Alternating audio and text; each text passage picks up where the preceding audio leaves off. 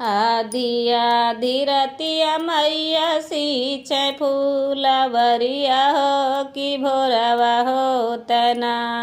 फूलवा फूल का चनरवा हो कि भोरवा हो तना। फूलवा फूल का चनरवा हो कि भोरवा हो तना। जवन फूलवा चढ़ देवी माई के चरनिया हो कि है फूलवा ना। भंवरा दिहल सजूठारी हो कि है फूलवा ना। भंवरा दिहल सजूठारी हो कि है फूलवा ना। रूठल मैया चल के गईली बनवा हो कटाम लागिना। ओ तो हारे हारे बसवा हो कटाम लागिना। ओ तो हारे हारे बसवा हो कटाम लागिना। बसवा कटाई मैया रून है फूलवरिया हो छोड़ाई दे बना। भंवरा तो हरिया वजहिया हो छोड़ाई दे बना। भंवरा तो हरिया वजहिया हो छोड़ाई दे बना। आसना लगाई मैया बैठे फूलवरिया हो रखाम लागिना।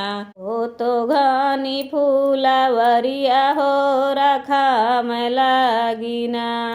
हो तो घनी फूलवरिया हो रखाम लागिना। घूमता फिरता आवे उहा हो भंवरवा हो कि जाई बैठिना। ओही अढ़ौल के फूलवा हो कि जाई बैठिना। ओही अढ़ौल के फूलवा हो कि जाई बैठिना। सिकिया में चीरी चारी चाटिया बनैब हो कि रोकाई दे बना।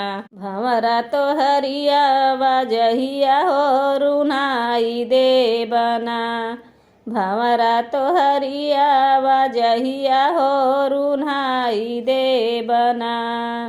जावन फूलवा चढ़े काली माई के चौकवा हो कि है फूलवा ना। भंवरा दिहल सजूठारी हो कि है फूलवा ना। भंवरा दिहल सजूठारी हो कि है फूलवा ना।